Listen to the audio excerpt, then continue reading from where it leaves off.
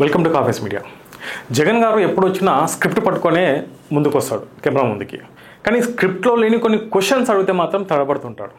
ఈరోజు ప్రెస్ వాళ్ళు ఏమి అడిగారంటే, పవన్ కళ్యాణ్ మీకు ప్రత్యక్ష హోదా పైన మీకు రాదంటున్నాడు అని అడిగితే అతను అన్న వాక్యం ఏంటంటే, కార్పొరేటర్కి ఎక్కువ, ఎమ్మెల్యేకు తక్కువ పవన్ కళ్యాణ్ అని అన్నాడు.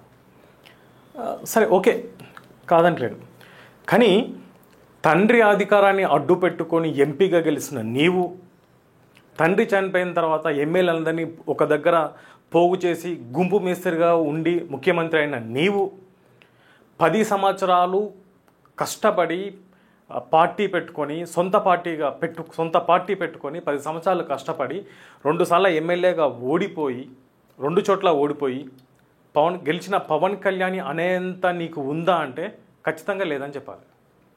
ఎందుకంటే నీ దగ్గర ఉన్న ఎమ్మెల్యేలు అందరూ వాళ్ళు ఎమ్మెల్యేలే, నువ్వు ఒక గుంపు మేస్త్రివి, వాళ్ళు ఎమ్మెల్యేలు, నీకు ఒక పొజిషన్ ముఖ్యమంత్రి ఇంతకుముందు ఉన్నావు.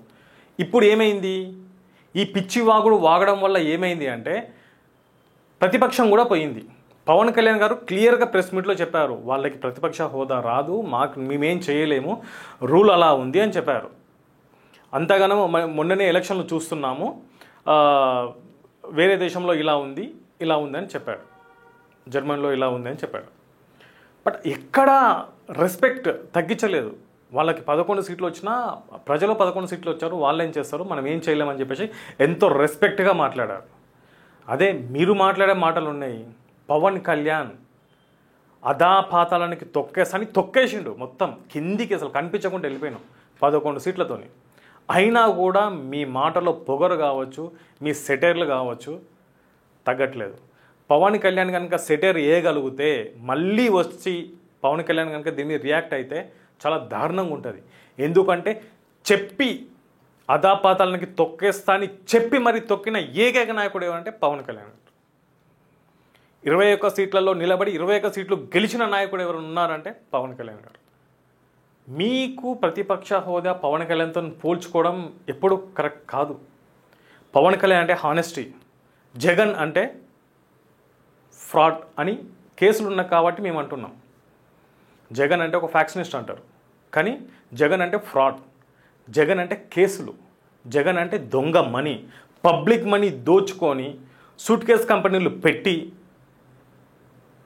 నువ్వే ఇలా మాట్లాడితే, కష్టపడి ఒళ్ళు వంచి తన రక్తాన్ని ధారపోసి ఒక పార్టీని నువ్వు అన్నట్టుగా గెలవలేదు, కానీ ఒక్కొక్క స్టేజ్కి తీసుకొచ్చుకొని ఇప్పుడు ఉప ముఖ్యమంత్రిగా ఉన్న పవన్ కళ్యాణ్ మీకన్నా 100 రెట్లు చాలా బెటర్.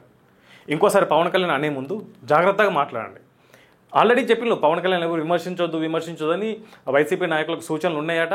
కానీ మీరు మాట్లాడేటప్పుడు కూడా హుందాగా మాట్లాడితే బాగుంటుంది. పవన్ కళ్యాణ్ మీకన్నా చాలా రెట్లు ఒక మంచి నాయకుడు, ఒక మంచి పర్సన్, ఒక హెల్ప్ చేసే వ్యక్తి. కష్టపడి ఎవరైనా కష్టపడి పైకి రావాల్సిందే. తండ్రి అధికారాన్ని అడ్డుపెట్టుకొని ఎంపీలకు గెలిచి, తండ్రి అధికారాన్ని అడ్డుపెట్టుకొని, తండ్రి పోయిన తర్వాత ఆ ఎమ్మెల్యేలందరినీ తీసుకొని ఒక గుంపు మేస్త్రిగా కొత్త పార్టీ పెట్టుకొని దానికి ఒక గుంపు మేస్త్రి అంటారు. ఎమ్మెల్యేలను దగ్గర పెట్టుకొని దానికి ఒక నాయకుడు, ముఖ్యమంత్రి మీరు. కానీ పవన్ కళ్యాణ్ అట్లా కాదు, మెట్టు వేసుకొని ఈ పొజిషన్కి వచ్చాడు. Deputy CM. ఇంతవరకు డిప్యూటీ సీఎం అంటే ఎవరికి తెలియదు. మీ పరిపాలనలో 5 డిప్యూటీ సీఎంలు ఉన్నారట, ఎవరికి తెలియదు. కానీ ఇప్పుడు మాత్రం తెలిసేది వరల్డ్ వైడ్గా.